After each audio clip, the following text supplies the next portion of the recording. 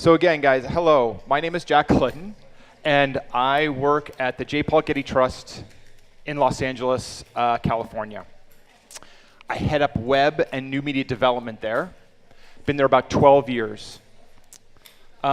Here's what I want to do today. I want to highlight a number of technologies and a number of really interesting business analytic tools that all of us in the cultural heritage world can use to improve how we do our work. Right? Before I get there, though, I think it's always important to kind of give a little bit of history, a little background, a little point of view to where I'm coming from. Okay?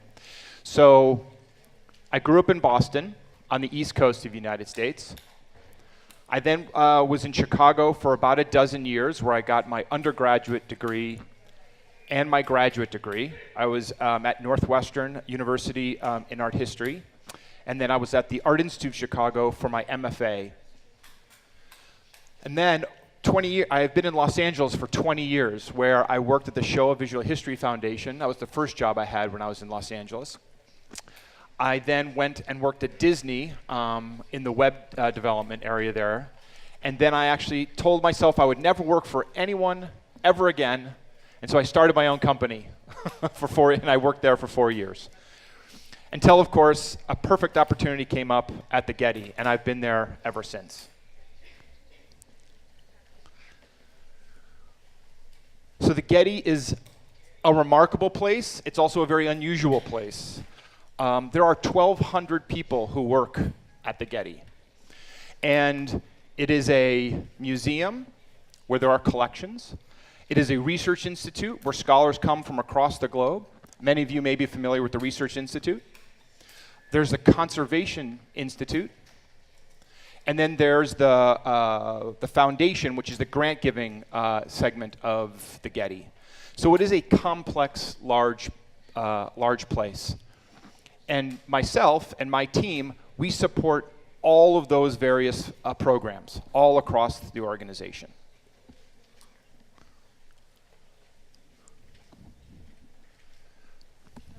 Partly because the Getty is so large and unique, I found myself really interested in getting involved with what is called the American Alliance of Museums, AAM. There are more museums. There are actually 25,000 museums in the United States. So you can imagine the range and the different types of museums and cultural organizations across the US. There are some remarkable stats that I like to point out. There are approximately 850 million visits each year to American museums, more than attend all the major league sporting events and theme parks combined. Museums in the US employ more than 400,000 Americans. I love this one. Museums are considered a more reliable source of historical information than books, teachers, or even personal accounts by relatives. Americans view museums as one of the most important resources for educating our children, as one of the most trustworthy sources of objective information.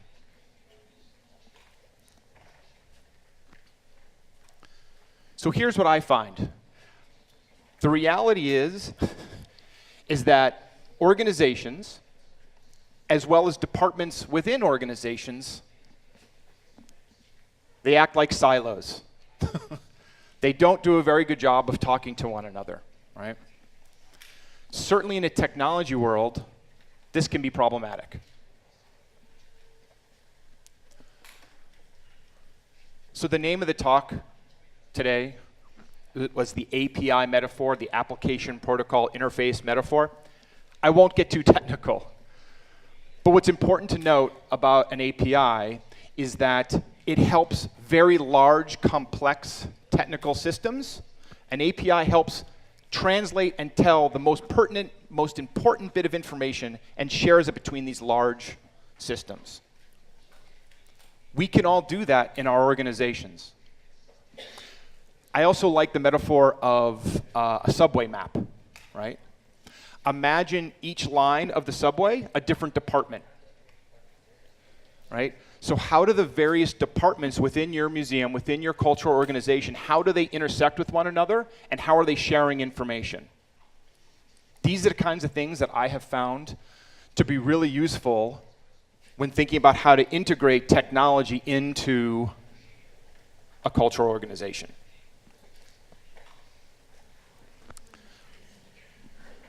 That's how I feel sometimes. You're my therapy today. It can be very overwhelming to be the center and the conduit for all that information that needs to be shared across an organization, right? At the Getty, there's 120 departments, right? And all of them have some sort of technology need, right?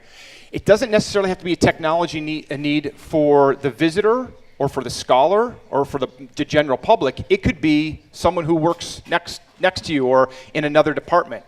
It is constantly overwhelming how we need to use technology to better communicate. Is that I can help the entire organization. I can help connect the dots, right? I can help people better communicate with other departments, with other types of technologies. So I see that as being one of my primary responsibilities. And I mean that not only for myself, for what I do, but what my entire team does, right? So while we wear a technology hat, right, and we're constantly thinking about technology, really what's happening is we're spending an enormous amount of time of helping the organization better communicate.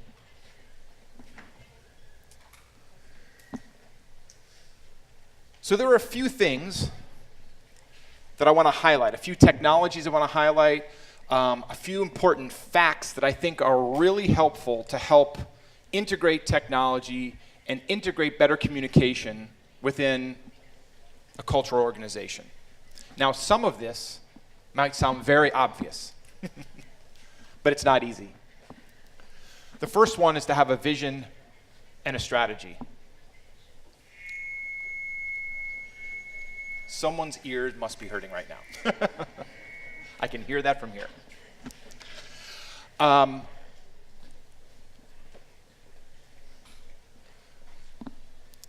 If your museum doesn't have a vision or strategy, if your cultural organization does not have a direction, departments just go off and they'll create their own mission or their own strategy, which I would tell you is good. If the whole organization can't provide one vision, one direction, then as I'm sure many of you know, it's helpful to have, whether or not your department, have a specific direction to move in. By doing that, you as one person, you become more comfortable with what you're trying to accomplish. And then, of course, the people you're working with also become more comfortable in what they're trying to accomplish.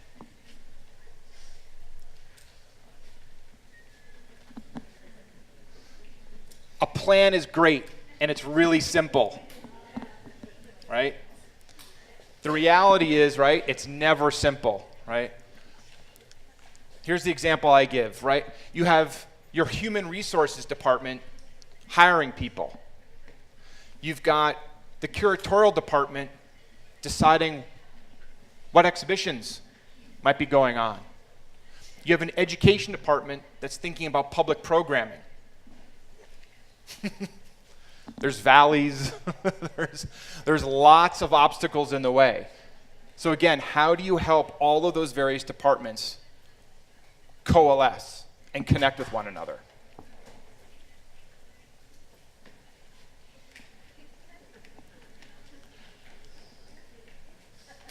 Certainly in the United States, project management in the museum world, in the cultural heritage world, it's a little rough, right? Maybe you can tell I am not a project manager by trade. That is not what I grew up doing. However, I could not be more of an advocate for having some sort of process and set of procedures around the kind of work you're doing, right? I'm fortunate enough on my team to have a number of producers, and so they help manage projects, right? So setting expectations, not only for, again, for the project team, but also for the rest of the organization, right? They're helping set those expectations. They're thinking about timelines of the project, right? There's lots of important things that a project manager does. There are lots of tools that some of you may be familiar with. Some of you may have heard of Basecamp, Slack. There's even products from Google, right? There's lots of different types of ways of helping you manage a project. You don't have to have the biggest, most expensive type of process in place or product to use, but just have some sort of system that helps you orchestrate and organize the work that you're doing. If you don't, the tracks won't meet.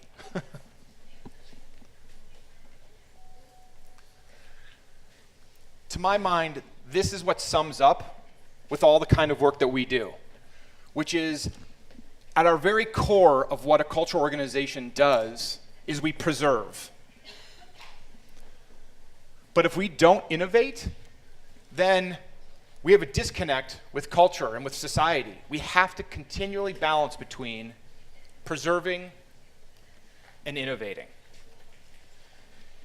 In the digital world, I see there being three sort of big buckets of that you really need to think about when trying to balance between preservation and innovation. The first is about collecting and managing your data.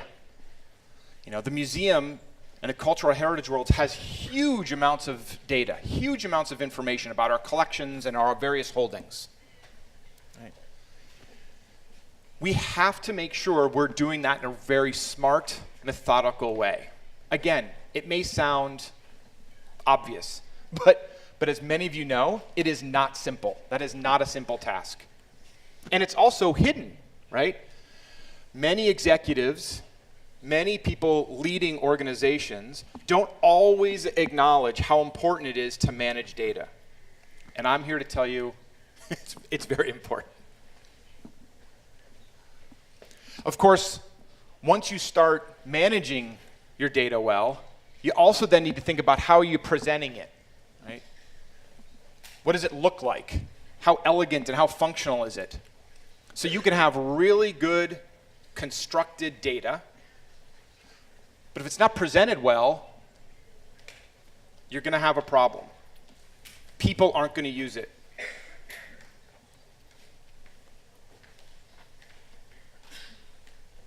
So if you've got well-managed data and it looks really good, you have to also make sure that you're committed to the audience. You're committed to that visitor, right?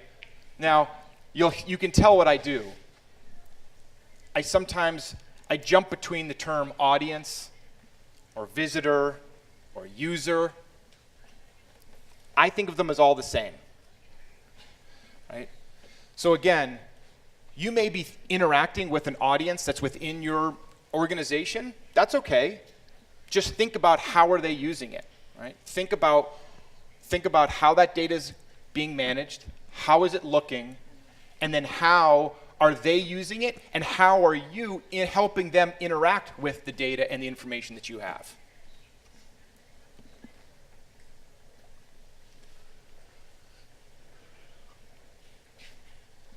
Let digital production efforts evolve. So this is what I mean by that, right? You have lots of different types of organizations, right? The Getty, it's large, complex. As I said earlier, there are 25,000 museums across the US. Many of them have a handful of people, right? But all of them can innovate. All of them can use technology in a really interesting, meaningful way to help them improve how they do their business, how they communicate with their colleagues, and how they communicate with the visitor, right? So each of you, right, we combat this. Again, I think the museum community generally combats the issue of how do you balance old with new, right? You don't have to jump really far ahead to feel like you're making a difference. In fact, I would argue that what you want to do is be far more iterative and take your time. Make constant change instead of one big leap.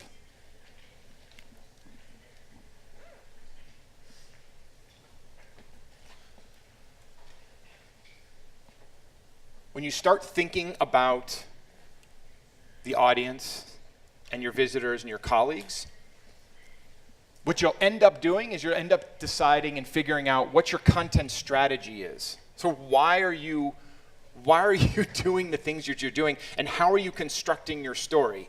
Again, that's I think one of the most interesting transformations that I think is that I've seen over the past few years in the cultural heritage world, which is we realize that we have this remarkable data, this remarkable bit of information, and how do we tell stories that actually engage and connect us with society?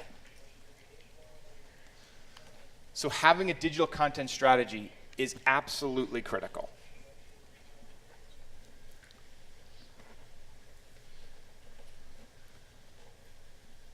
In my mind, what it simply comes down to is being good at listening and good at asking questions. That is really what, at the heart of what I'm trying to talk about here, and again, how technology can help in the things that I have seen over the past 25 years that I've been involved with the arts, right? Is that you want to be as good as you are at listening. You want to be able to really translate what you're hearing into action. And there are a number of tools and a number of processes that you can introduce to help with that.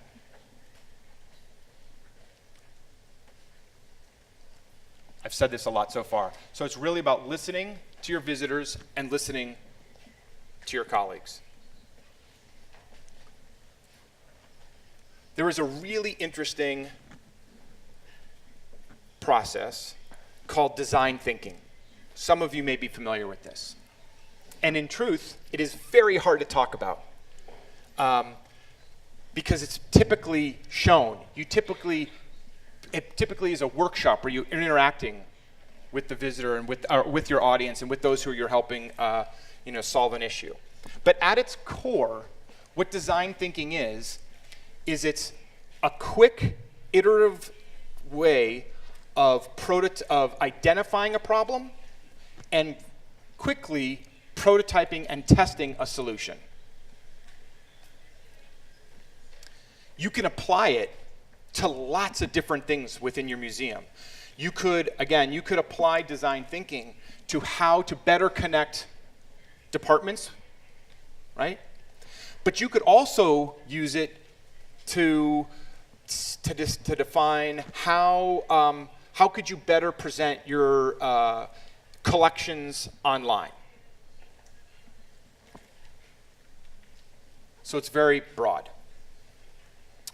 So let's go through, there are 5 stages of design thinking. Let's go through those very quickly. The first one is empathize, and that's kind of the core of design thinking. And what that really means is, again, it's about listening, right?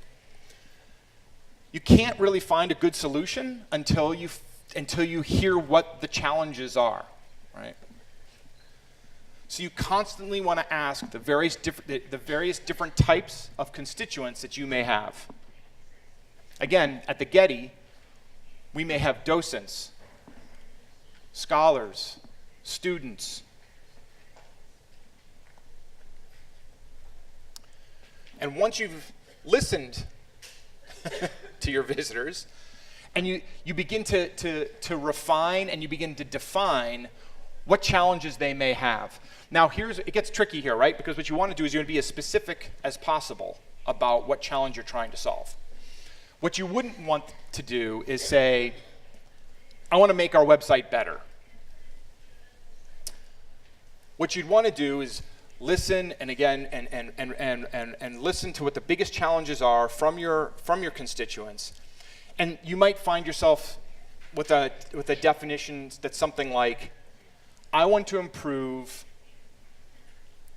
buying a ticket for a public program on our website, right? So what you've done is you've drilled it down to a very specific challenge. Because the benefit of course, once you have that specific challenge in front of you, now you can come to the next stage, which they refer to as ideate. Another way of thinking about it is brainstorming, right? Just generating ideas.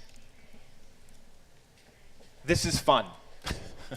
It's fun to generate ideas. And one of the things that I have found to be extraordinarily useful is, again, when you're coming up with ideas, it's not just technology people, for example, having the conversation. You want to have all different types of people from across the organization participating. Again, whether or not it's a manager, whether or not it's a curator, a conservator, a scholar, you want to have all those points of view and all those perspectives, because they're going to come up with different ideas, and then collectively everyone's going to bounce off new ideas off each other, and you're going to find a much better solution because of that.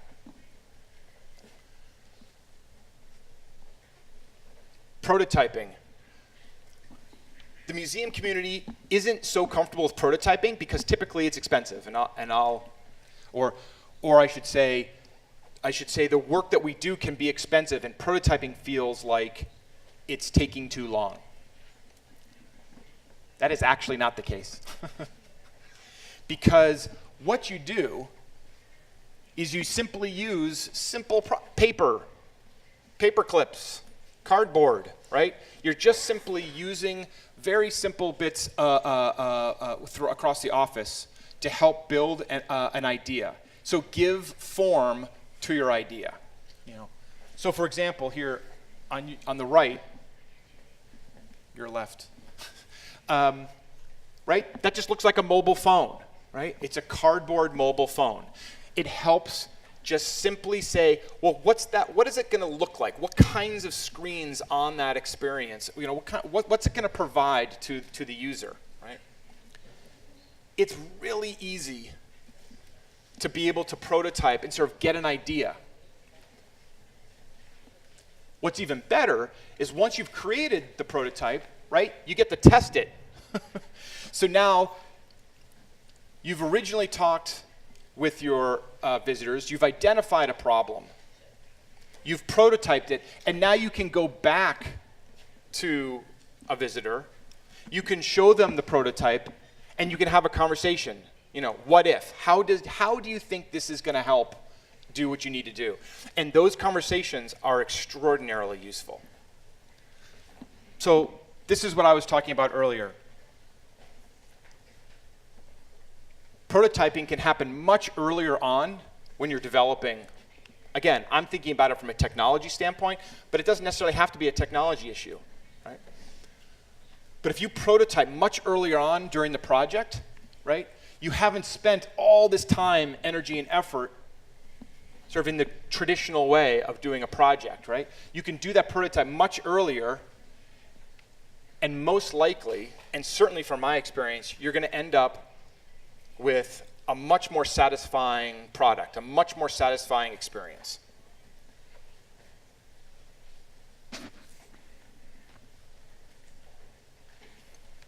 You can do prototyping and testing similar to what I was talking earlier about this idea of introducing sort of new ways of doing business, right? In a very iterative way, right? Constant way. So it's not that you have to create one prototype. You could create 5, 10 prototypes and have a number of conversations with the various constituents you're working with.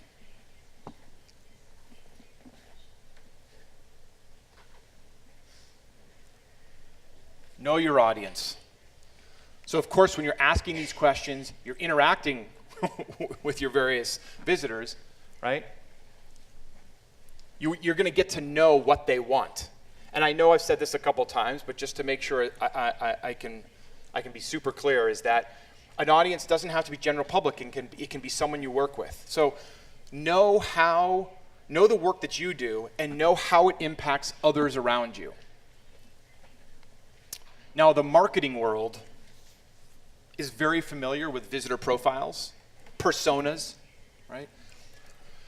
Museums, I haven't seen as many museums do this, but I can tell you they're really interesting and really helpful. And what a persona is is a semi-fictional sort of description of the kinds of people and the kinds of things that those people are doing. So, for example, at the Getty, and I'm thinking specifically on our website, we identify 6 different personas. Right? One of them we refer to as an explorer. Right? Another one is a scholar. Another one is a student. Right? And it's really helpful to identify what their needs are, what their activities are, what are their frustrations, and what are their motivations. Because when we create this semi-fictional profile, I can then share it, again, across the entire organization. So I can show it to a designer, but I can also show it to the content expert. I can also show it to the curator. Right? And it helps everyone kind of frame kind of what they're trying to do. Remember I was talking about content strategy? This can help with content strategy.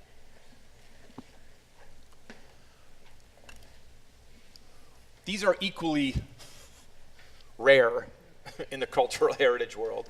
It's called a journey map. And this has been a recent passion of mine. What's interesting about a journey map is trying to identify where your constituents are interacting with your organization or with your department, and how are they doing it, right? So what kind of information are they asking for, and who are they asking, right? So for example, are they using simple website? Are they using social media? Are they calling up on a phone? Right? Are they doing a Google search? There's lots of different ways that someone is interacting with you or your organization or your department, and being able to visualize what that journey looks like to them is incredibly useful. I haven't done this yet, but you should consider trying this. I'm actually thinking about creating a journey map for a digital object, right? So imagine an object comes into your organization and you need to digitize it.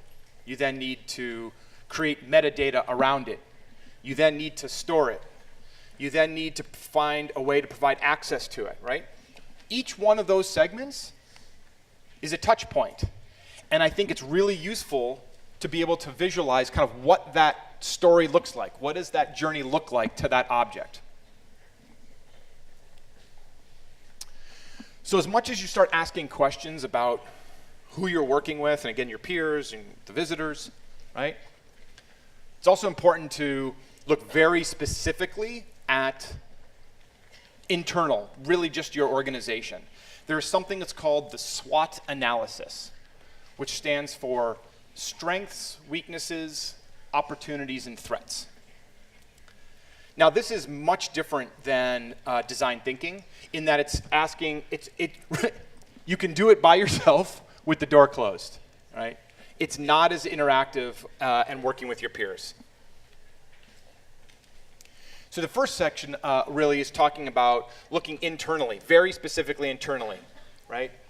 And you're asking yourself, again, 2 very basic questions. What are your strengths and what are your weaknesses? And there's really only one important requirement. You just have to be honest, right? So certain strengths might be, what advantages does your organization have? You know, what do you do better than anyone else? Some of the weaknesses might be, you know, what should you avoid? And are there already people who are doing the kind of work that you're talking about? When you ask these kind of questions, it's really helpful. By asking those kinds of questions, you end up really being able to make a good decision about whether or not you should move forward in a particular project or an important initiative. I think most of us do this kind of research already. And what I mean by that is, this is looking at the external factors, right? So what opportunities and what threats exist? So for our opportunities, what interesting trends have you seen, right? So articles you may read, things you see on the television, right? All of that information that you may get from other different types of channels, media channels, you can use that to help assess, like, oh, there's opportunities for me, my department, my organization. And then, of course, you can do a similar type of horizon scan to look at the threats. Is it already being done? Is changing technology threatening how we're going about doing our business? So this is a bit of a transition. But it's always important to remember that, again, as cultural organizations, we have to be everywhere all the time, right? I have to admit, I checked my phone when I was up here earlier, right? A lot of us are connected all the time. So we constantly need to remember that as far as society is concerned, we as cultural organizations, we need to be available at all times as well. Responsive design is something that has clearly taken off, again, certainly across cultural heritage museums, but doesn't mean it's easy, but we're slowly moving as an entire field, we're slowly but surely moving into this arena. And what responsive design is, and many of you may be familiar with this, is the ability to present online content on multiple devices. So it really provides a laptop or a desktop, and then it can provide to a mobile phone, right? That has had an enormous impact on the museum community. Because what's happened, and certainly, some will refer to this as a mobile-first organization, or a mobile-first, or an audience-first. Mobile-first organization, an audience-first organization, those two things can kind of go hand in hand. And the reason why it's been really useful, again, for the museum community, is that it's helped us identify, be very targeted about the kinds of ways we're interacting. The audience is interacting with us. Much more targeted, right? It's no longer so much about browsing. It's about, well, for example, I want to buy a ticket. I know you have a video. I want to watch it. I simply want to know where you're located, what your hours are, and how to get there, right? So you want to keep that in mind when you're starting to build certainly something online, and certainly something that's in responsive design. The other metaphor I like to use is the skim, swim, dive, right? Typically on a phone, people are skimming, right? They want the information and they want it quickly, right? They're not going to sit for a very long time on their phone, right? Swimming, a little bit more, right? Perhaps, the skim might be, I want to know the directions to your museum. Swim might be, I know you have an exhibition, I want to see 2 or 3 pictures, and I want to know what it's about. Dive is the scholar, right? Scholars like, give me everything, all of it, and let me take my time with all the information you possibly have. And you can imagine the skim is generally more for the mobile device, and the dive is generally more for that desktop experience. So here's an example of our events calendar at the Getty. On the far side, that's a mobile view. On the right side, on the other side, that's our desktop view. So you can see the various shifts. And again, my guess is many of you are familiar with this. From a technology standpoint, what's really important to remember is this is actually the same page. It just looks different. And that's actually something really important to consider and to think about. In other words, the code base that's being used is the same for both of these pages. It's just displaying differently. That's efficient.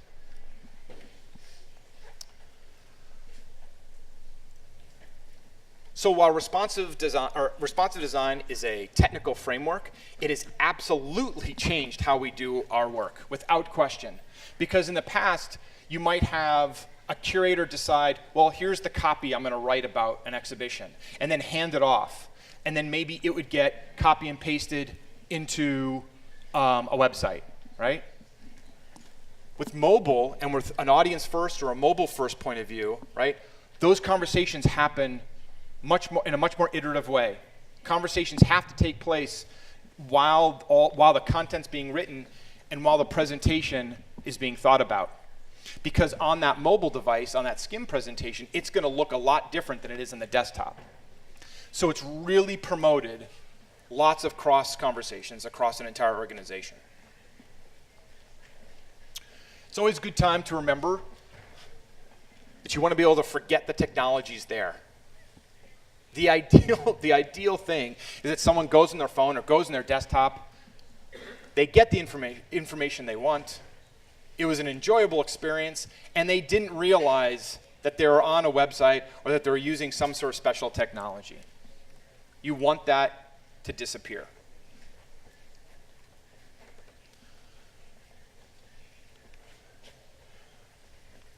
Let new media be fun and useful for your staff and for your audience.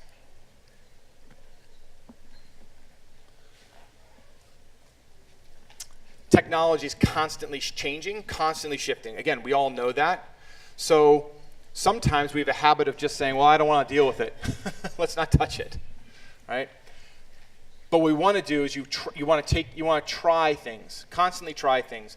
While this isn't a specific technology, I like to bring this up, transmedia, right? We're not just about a website anymore. It's about multiple different types of distribution channels, right? So you may be telling your story on a website, but it also might be on a blog. It might be through video, might be on Twitter, might be on Facebook. There's lots of different distributions that you can have to tell your story. So how are you telling that story, and how are those distribution channels connecting with one another? It can get really hard. This is specifically about a technology. Immersive photography. There are two examples. These are very inexpensive devices. Again, some of you may be familiar with them. I am convinced that these are going to change how a number of departments work within museums. Certainly within the museum education department or in interpretive departments. Because with as simple as it is to take a photograph with your phone, it is as simple to take an immersive 360 picture of a space, right? It's not proprietary, and it's actually really simple to upload and put into your social media channel, for example, right? So the idea that you could work in a sculpture garden and you want to provide an access to someone who will never be able to visit that sculpture garden, the idea that you could use immersive photography to provide and give them a sense of what that space is like. And of course, some of you, again, maybe familiar with this, you'll see people post it in Facebook in particular. And it allows you to sort of feel like you have a sense as to what's going on all around you.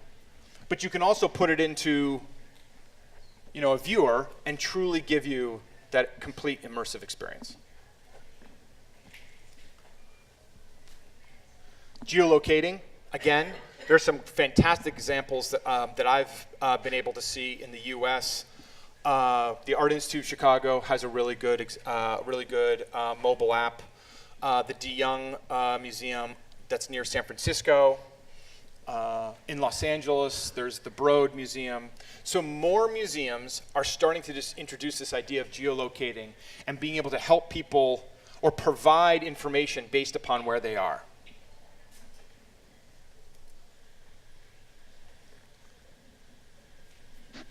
To my mind, augmented reality, again, we've sort of heard it. It's been out there for a while. I think it's going to have a resurgence. I think that the idea of being able to, again, use a mobile device that allows you to layer interpretive material on top of a painting, a work of art that's hanging on the wall. The idea that you could hold your phone up and provide a layered bit of information on top of it. There's two things that actually happen with that, which I think are really interesting. Many people within the cultural heritage world are concerned that the technology will take away from the object. a valid concern. But with augmented reality, it's literally ideal because what it's doing is it's layering information on top of the actual object.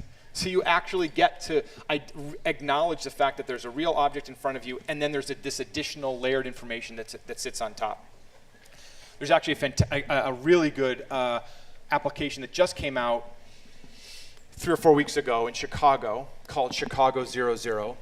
And you can walk through the city, fantastic architecture in Chicago, and it uses image recognition. So you hold up your phone, your iPad to a building, and it will show you a photograph from 100 years ago, which gives you context. You can see things that have changed, things that have stayed the same. So fairly simple technology that really offers a really interesting story and additional information. And you could see how it would be really useful for not only the scholar, but also the general public. Wanted to quickly touch upon the notion of open content and open access. As we start to better create all this big data, right? This idea of like, well, sharing that big data is really important, right? So at the Hammer Museum and at the Museum of Modern Art in New York, both of them, they have digitized and they have put online their entire collection, all exhibitions that have ever been at those locations. They put them online to give you complete access to those archives. Again, remarkable resource to better understand all the various exhibitions that have taken place at both of those organizations over the years. So this is a little technology heavy, but it is very cool. IIIF, see if I can remember what it stands for.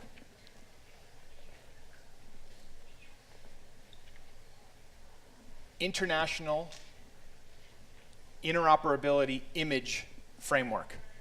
Don't ask me to repeat that. But here's what's remarkable about this framework, is that it provides incredibly high resolution images that allows scholars, and this is really geared towards scholars. It's really geared towards scholarship and better being able to look at a painting or a work of art in incredible detail. So it allows for very high-res images and critical metadata associated with those images. Because it is standardized, any organization that's involved with IIIF can share images with one another. So in this particular case, you've got 2 Van Gogh paintings, but they're at different locations, different museums. So now a scholar can go in and look at both of them together. That definitely will change how scholars collaborate and work together, which leads me to the next sort of big transformation that I've seen. You know, when I first started the museum community, it was digital and publishing books, very separate. And now that world is colliding. And there are some really interesting things going on around scholarly workspaces. And how do scholars interact with each other? Again, now they're not in a room, they're in a virtual room, right? So are these spaces, these digital spaces that allow for these conversations to take place. And you can use something like IIIF to help share images. And you could zoom in on a detail of an image. You could comment on it. A colleague across the world could comment on it, right? Really interactive, incredibly powerful.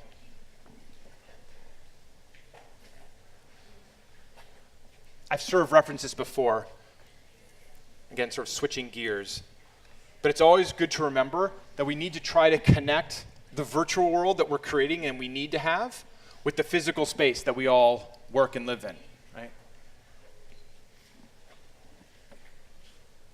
Social media is kind of an obvious place where that is really, certainly at the Getty, we typically use all the sort of social media and social networking opportunities to help provide that circle, right?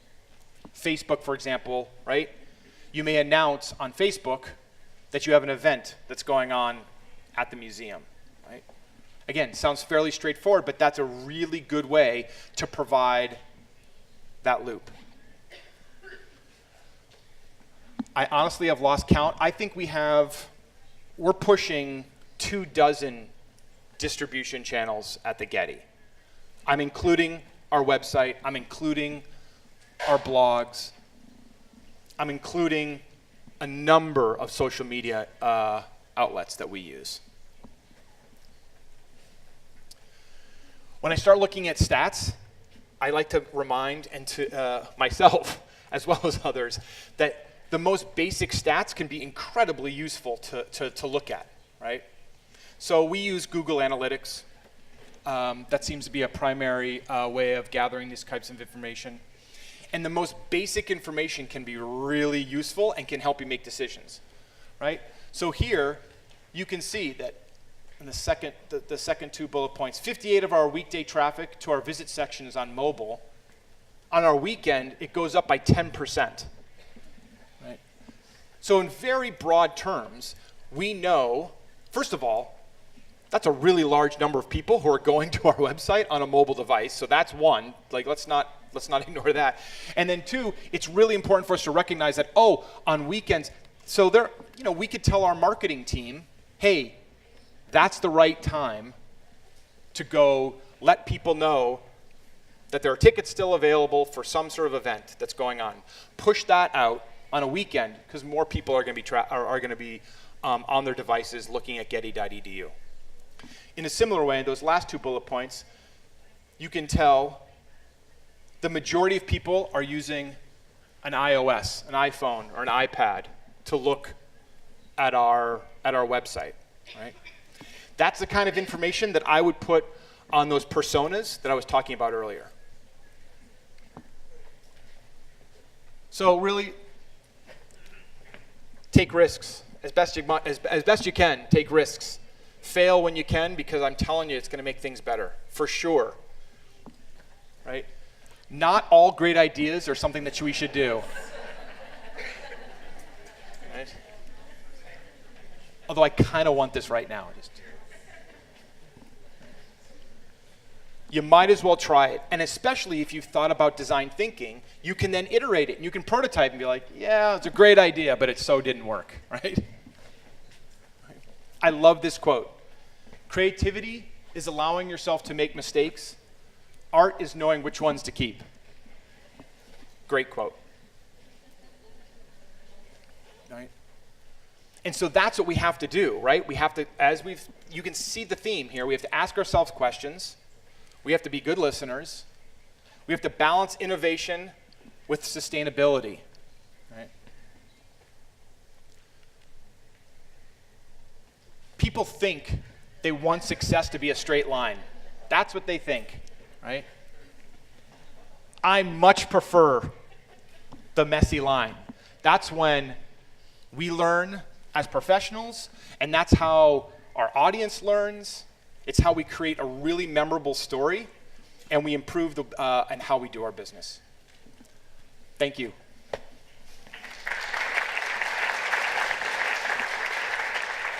Bom, acho que as pessoas estão recolhendo perguntas, não sei se tem alguma já, mas, assim, de bate-pronto, a pergunta imediata que eu gostaria de te fazer é: a história da Coca com bacon é de verdade? So, I was nervous when I found that image, and I'm like, wait, I should find out. So, this morning I checked for sure. It is not true. Oh. Although supposedly there is a soda that does taste like bacon. So while Coke didn't create it, supposedly there's another soda. I'm not sure we're all running out and getting it, but it exists.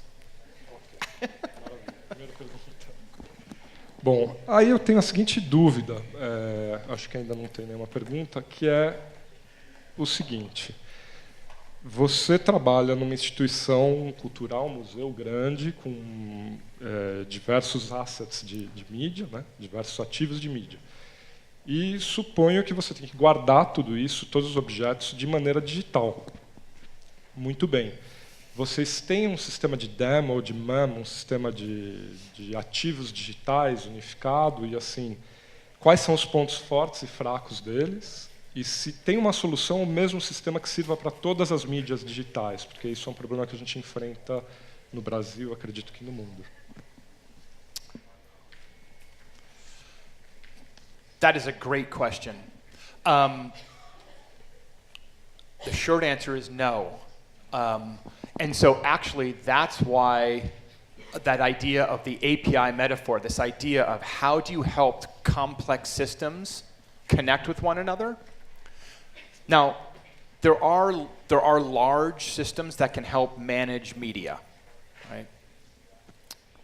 But media might be video, might be audio, right? But it may not be all the different kinds of data that you may be collecting or need to connect.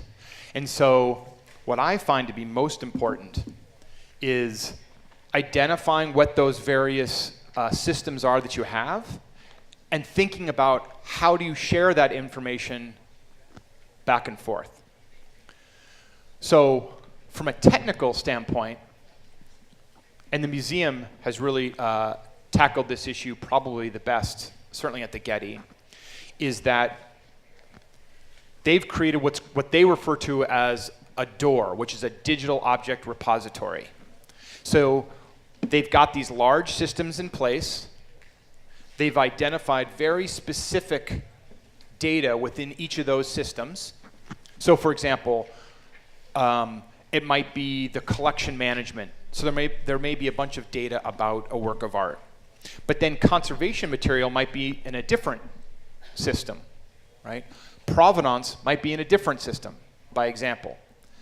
What they do is in the DOR is that they'll pull the pertinent information out and put it into a sort of a lighter, thinner application that then interfaces with, in this case, our website, or a device that might be used, like a mobile device that might be used at the physical space at our museum. Okay. Temos uma pergunta aqui de Juliana Monteiro. O que você indicaria como método possível de trabalho para a implantação de mudanças tecnológicas mencionadas por você em museus pequenos, com pouco orçamento e sem tradição de uso da internet para se comunicar com o público?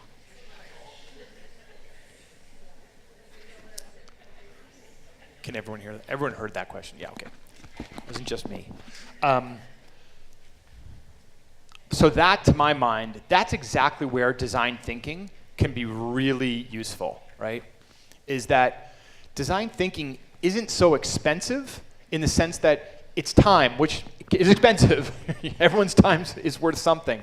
But the idea that you can use design thinking as a way to define a problem and then, again, in a fairly inexpensive way, prototype ideas of how to solve or how to sort of address the challenge that you find. So certainly in the web or sort of digital sphere, I can imagine having sort of some very interesting, sort of simple conversations with your visitors, with your constituents.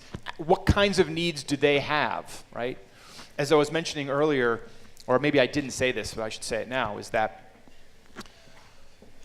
when I first started at the Getty, it was only our website. That's all we had, right? Now,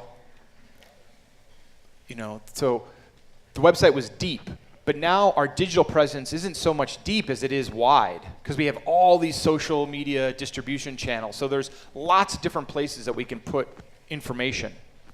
And so certainly for a smaller organization, I think it would be really important to find out, well, where are they going? Certainly in a digital world, where are they going to learn more about your organization or the collections or the information that you have? That doesn't mean to say that it won't be your website. You clearly need that hub. You need a central place where everything is. But you may quickly find that, again, many of your constituents may be going to Facebook to learn about what you're doing. Well, that would be a fairly simple thing to say, okay, well, I'm going to put some of my time and my resources to that digital platform. Temos uma pergunta aqui do Charles Luz, e a pergunta é a seguinte. Muitos conceitos apresentados fazem parte da tecnologia de informação. O senhor acha que a tecnologia de informação é uma competência do profissional de informação? Eu traduzi como tecnologia porque geralmente a gente trata como TI, mas tudo bem. Vou reformular a pergunta trocando tecnologia, ok? Muitos conceitos apresentados fazem parte da arquitetura de informação. O senhor acha que a Information Architecture é uma competência do profissional de informação?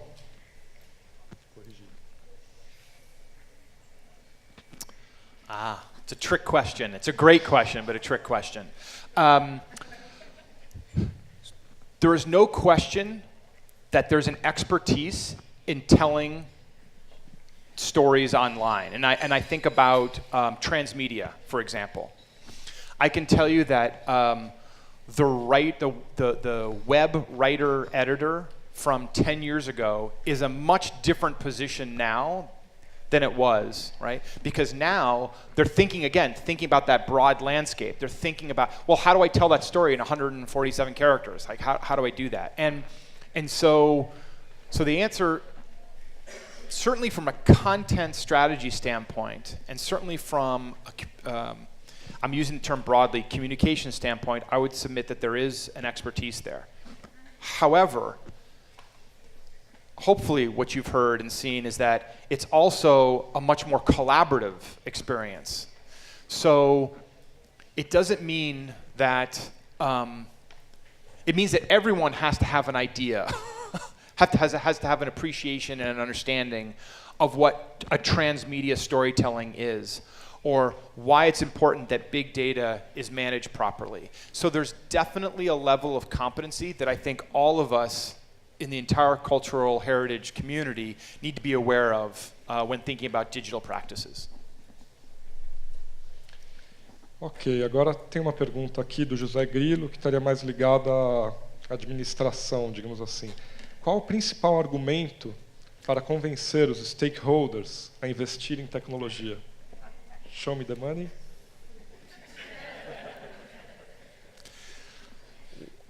You tell me. One of the biggest hurdles that I have seen is that technology is seen project by project, and it's not embedded into the underlying operating budget of a museum. And so what a lot of us do is we say, oh, I want a new TV, and so we go off and buy the new TV. Or we say, oh, I want to go build a mobile app for our organization, and we go build the mobile app. The problem, of course, with that is that you may get the funding once. You may get it twice. But you may not get it the third time. And so what we all need to do is I think this is why, again, a lot of what I'm talking about is that it's about the conversations and it's about the audience. What does that audience need? What do our constituents need from us? What data and content are we trying to provide that makes us relevant, right? Technology is one of the most important ways to help that. And I think that's how you convey that story. So it's about how do you explain how the visitor and how the audience is interacting with you. Muito bem. Temos uma pergunta do Miguel, que é a seguinte. Qual o plano de preservação digital do Getty? Quais ferramentas? E aí eu acrescento, vocês têm uma política de descarte? E que equipe cuidaria disso, dessa política de descarte? Porque é muito difícil dizer o que deve ser guardado e o que deve ser apagado, ainda mais numa situação digital onde parece que você tem todo o espaço disponível, quando na verdade não, o espaço é muito caro, mesmo que digital.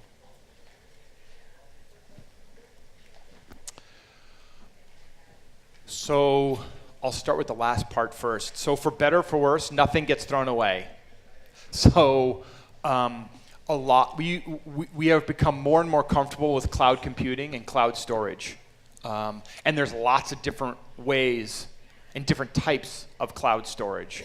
And what I mean by that is you can store something in the cloud, and if you think you're just keeping it there for safekeeping and you don't really need to access it, costs can come way down, right?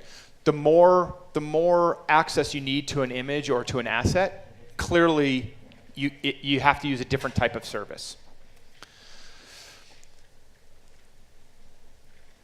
With the Getty, it's very, again, large organization. So you have a place like the museum, right, which has primarily works of art, but if you exclude the photography department just for a moment, fairly manageable size collection, right? We're not talking about hundreds of thousands of objects, right? Relatively speaking, it's a fairly small number, which of course changes how you might preserve and or digitize that. So set that aside.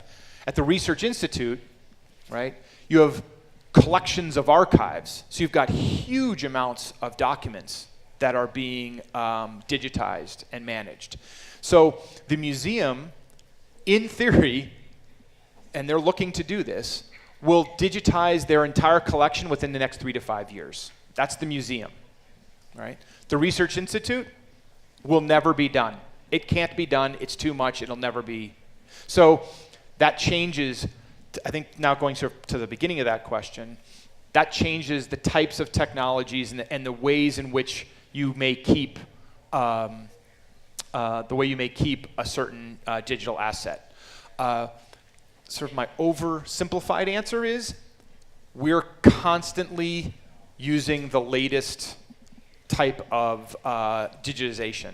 So a lot of that stuff at one point was 4K, now we're moving up to like 8K. I mean, we're talking about ginormous files that are absolutely, so we're always preserving for the future, right? So thinking about those file types that are gonna be accessible not only today, but also 10 years from now. And it's kind of related, just to continue, it's also related to that question about funding, right? Digitization, I think, is a great place to start that, because again, digitization is kind of always happening. Whether or not it's constantly happening with existing materials, but there's probably new materials coming in, right? And so you wouldn't necessarily want to use the same digitization techniques that you used 5-10 years ago that you will in 3 years. So I think it's important to see that becomes part of your operational budget and set of priorities. Temos aqui uma questão do Marcelo Eduardo, bastante interessante. A questão é a seguinte: a transmissão do conteúdo de determinada instituição de maneira online não corre o risco de afastar o pesquisador e o visitante dessa mesma? Como fazer que um não exclua o outro e como manter a sedução da busca pelo conhecimento de forma física?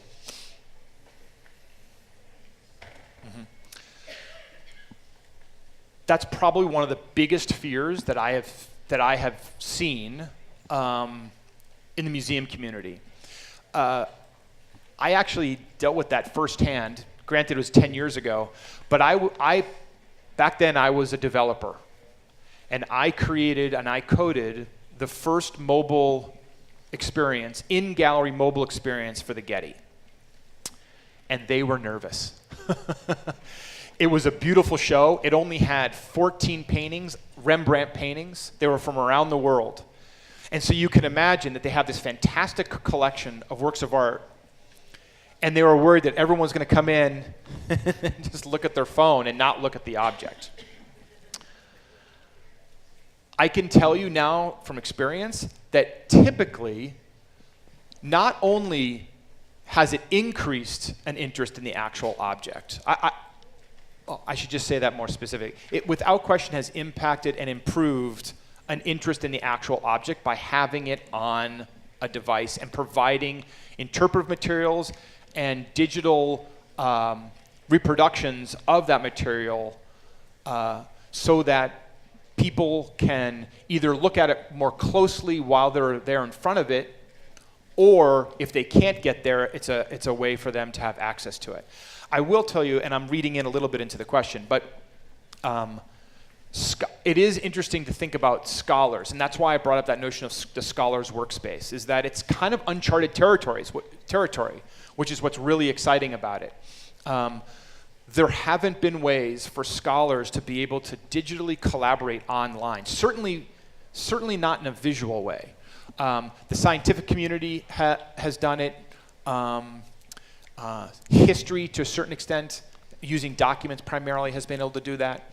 But when you're thinking about images and being able to have scholars look at an image and then share their ideas about what they're looking at, those kinds of experiences or products haven't really existed. Many universities are starting to, but we're not there yet, and it's definitely early stages. Ok, temos aqui uma questão do Bruno. Como é a relação do Getty na colaboração com outras instituições culturais no desenvolvimento de tecnologia? Você chegou a citar a American Alliance of Museum. Essa é a questão.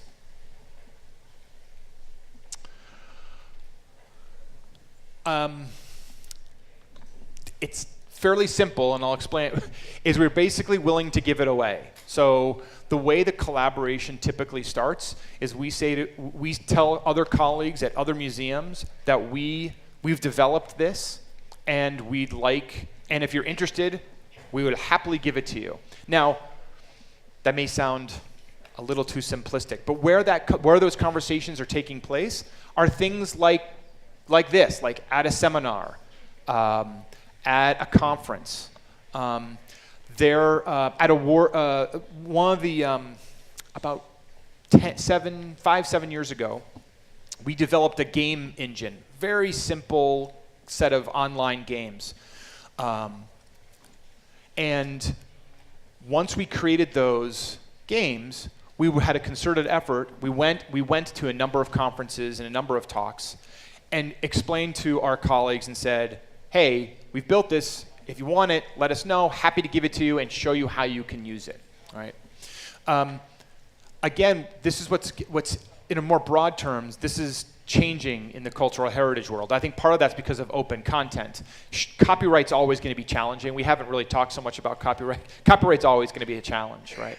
But even the stuff that's not copyright, the idea that we can provide access to it and upload it and provide it online for free of charge and for free access, that's going to change how collaboration works. And the only other thing I would say about that is telling people that you're willing to collaborate, right? And that goes to the distribution channels, right? So, potentially could you write a blog, or could you tell people on your Facebook page, or those things? Can you use those various distribution channels to tell other colleagues and other peers that you're willing and able to share? Ok, temos tempo aqui para uma última pergunta. Você mostrando as métricas coletadas nos últimos 12 meses, um pouco mais do que 12 meses, acho que é 18 meses, algo assim.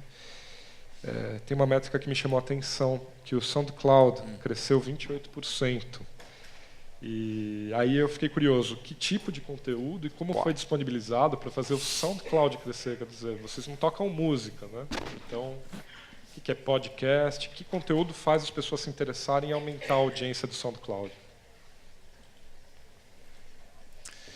You said it. We had just started a podcast, so that is exactly why SoundCloud, you saw such an accelerated rate of use on SoundCloud. It's because we had just started a podcast. But I will say, podcasts is the same for an app. And again, many of you may be familiar with this, and certainly personally you're probably familiar with this, is that there are hundreds and thousands of apps. So a lot of technology people might tell you that the hardest thing to do is building it. I'm not sure I believe that. And it's similar to a podcast, right? A podcast, it's not simple to create, obviously, but you have that recording, you post it online, well, how do people know about it, right? Apps have the same challenge. And so part of, again, what social media does and all these various distribution channels do is you want to have a concerted effort in communicating out to people, telling people, whether or not it's your some museums have policies and suggestions about how staff can use or should use or can use social media to help tell stories about their museum. But of course, there's the public relations or communications team within an organization that really needs to be part of that conversation so that they can help tell that story and help get the word out. Ok, temos mais tempo? Acho que sim. Vamos para mais uma pergunta. Aqui a pessoa não assinou, mas a pergunta é: qual a formação da equipe de tecnologia do Getty? Pessoal de TI?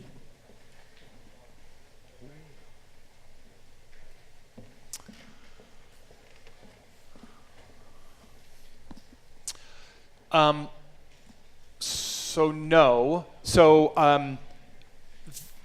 again, we're a large place, so I sort of remember that before I tell you what I'm about to tell you.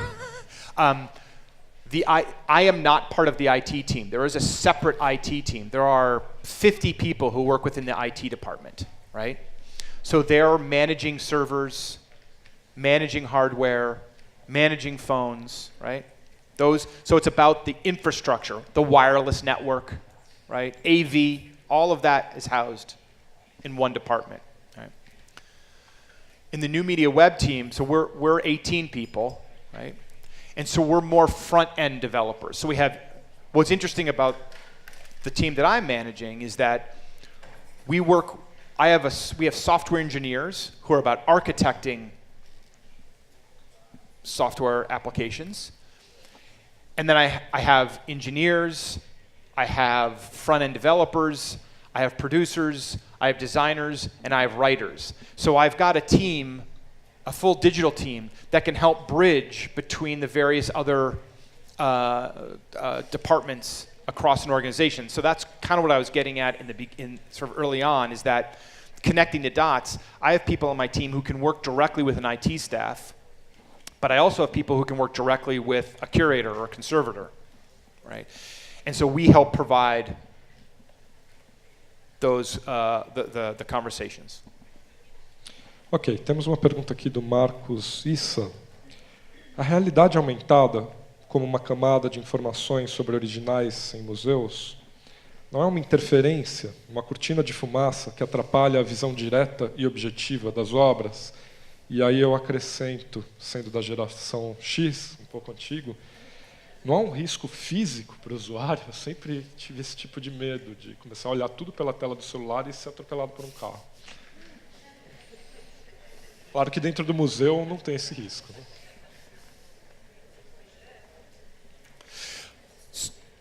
So yes, so I understand the risk, and I understand the risk, but the benefit.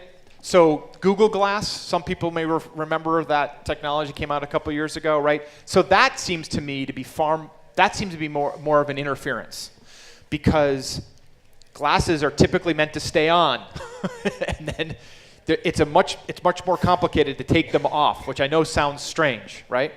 Privacy issue. However, a phone, we're all very used to, from a user experience, from a user interface point of view, the idea of interfering that experience is we're fairly comfortable. It's like someone standing in front of you. You kind of move it out of the way, right? And so the idea that you can provide a layered bit of information sort of on a device that's fairly easy to take out of your way, seems like a very good solution. Again, one of the reasons why I liked augmented reality is that, again, that idea of skim, swim, dive, because it provided this. If you don't want the layered information, you just put the phone away. You're fine. I'll go have that experience, right? And that is definitely something that we have seen. That's a great example of again, design thinking and having conversations with visitors. A lot of technology people in the museum community are like, oh, we have to do the coolest, biggest thing, and we have to have a mobile app that tells us that we know they're standing right here, right? But when you start having conversations with visitors, you realize that as much as that technologist is really compelling and is really interesting, you may learn from the visitor that I actually don't need to know that they're standing right here. I may just need to know that they're in this room. And that may provide the best kind of, and that's a lot from a technology standpoint, that's much easier to say, oh, okay, I know that they're standing in this room. Okay, what kind of content can I provide them? So you see my point. Ok, temos tempo de mais uma questão do Bruno. Há alguma experiência no Getty, no desenho de interfaces que demonstrem o arranjo físico das coleções?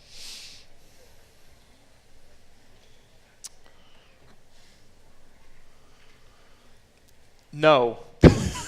And I wish we did. And that's a challenge that we've faced. But the idea of being able to, and maybe I'm hearing something slightly different, but this is something that I'm very passionate about. How do you provide a visual connection, a visual way of navigating a museum's collection or holdings? I think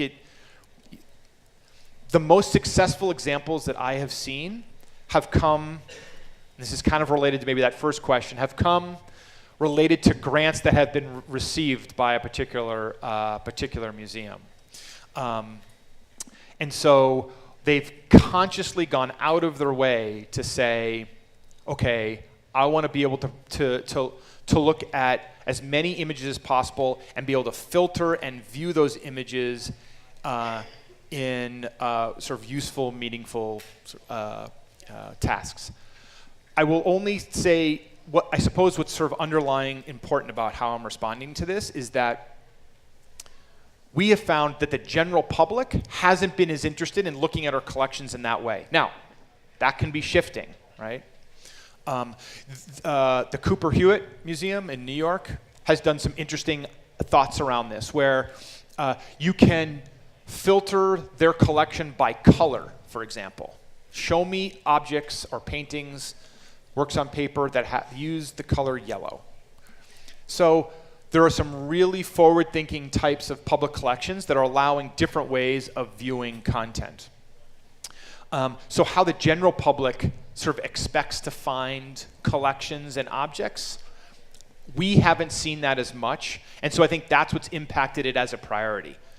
I will only say, though, that from a scholarship standpoint, that sounds incredibly important to be able to, again, in a very elegant, visual way, be able to look at an organization's collections and their holdings, certainly in a visual manner. The other thing that I said earlier, the notion of about responsive design and how sometimes that's talked about as mobile first opportunity. The other thing that's really interesting about responsive design is you actually can also build it for a screen that's 25 feet long, right? You can actually provide a presentation that's much larger. And that's where this idea of having a really rich visual experience with a collection could be sort of really remarkable. You could also imagine the immersive photography, where you have this virtual space, you sort of put the headset on and you can look and interact. So we haven't, a lot of times with new technologies and new media, we think about the audience and, again, the general public, which makes sense, we should. But I think there's also a whole set of conversations where we can look at our own community. So how does a conservator or a scholar or a curator use technology to help visualize an exhibition space or select the works of art that they're hoping for an exhibition? There are definitely opportunities for us to use new media to help promote that. Muito bem, obrigado, era isso. Acho que encerramos por aqui as perguntas. Got it. Thank you. Thank you, man. Thank you.